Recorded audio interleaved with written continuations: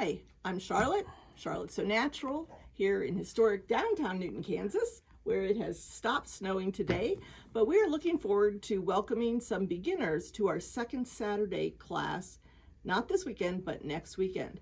If you would like to join us, that class is still open. You can see the details about it on sonatural.com, our website. Look under classes and events, and it will be listed there. It's our second Saturday mix and match sampler class.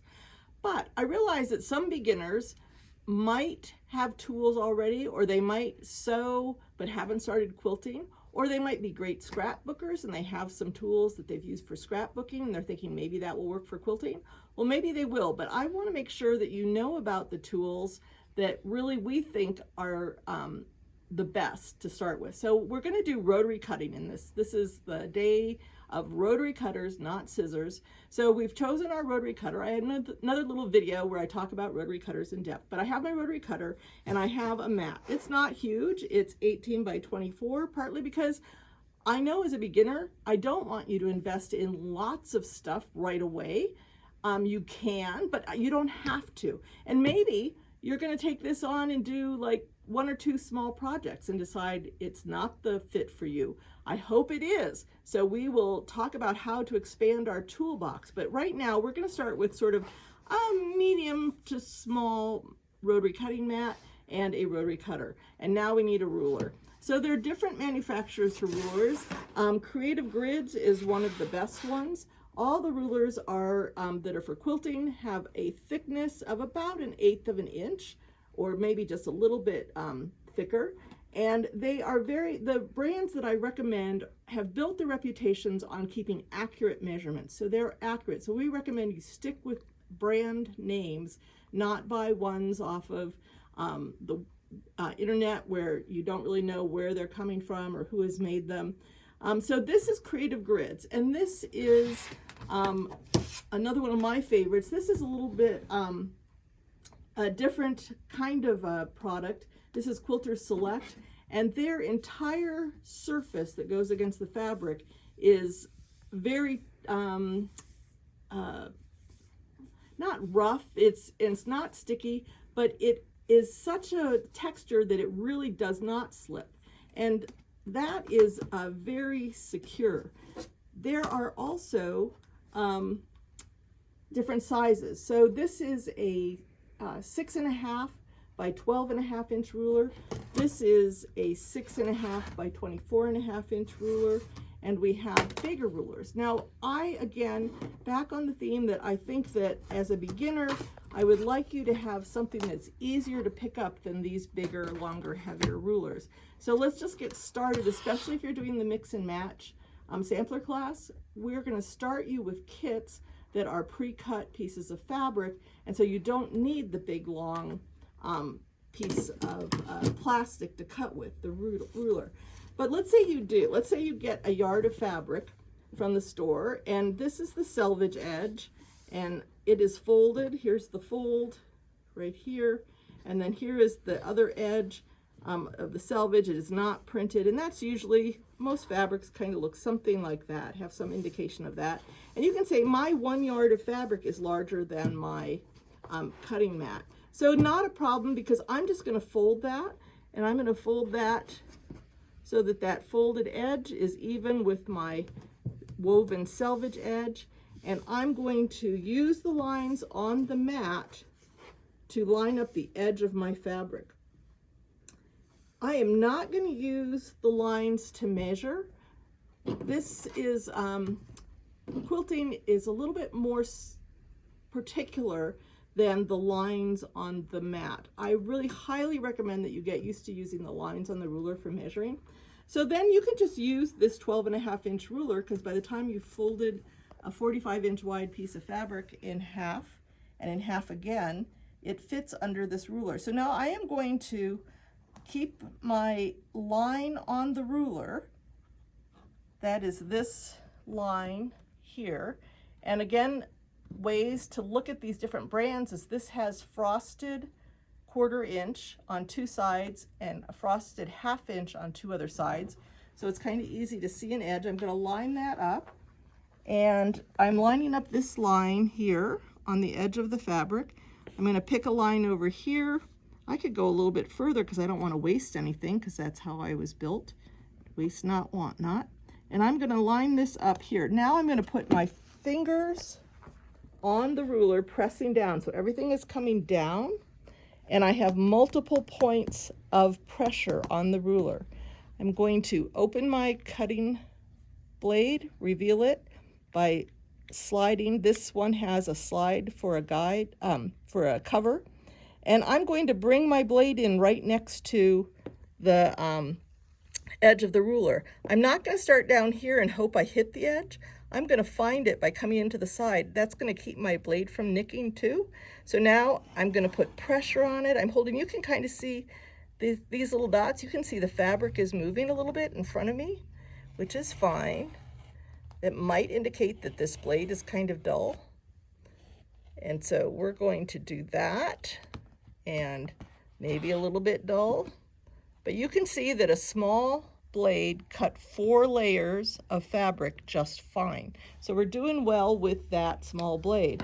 Now the technique to get the next cut, let's say I want to cut it 2.5 inches and I only have the one ruler, I'm going to want to, because I'm right-handed, I'm cutting this direction, I want to measure off of this side with this ruler. So I'm going to rotate the whole thing, and the mat works really slick because it's not too big to just rotate around.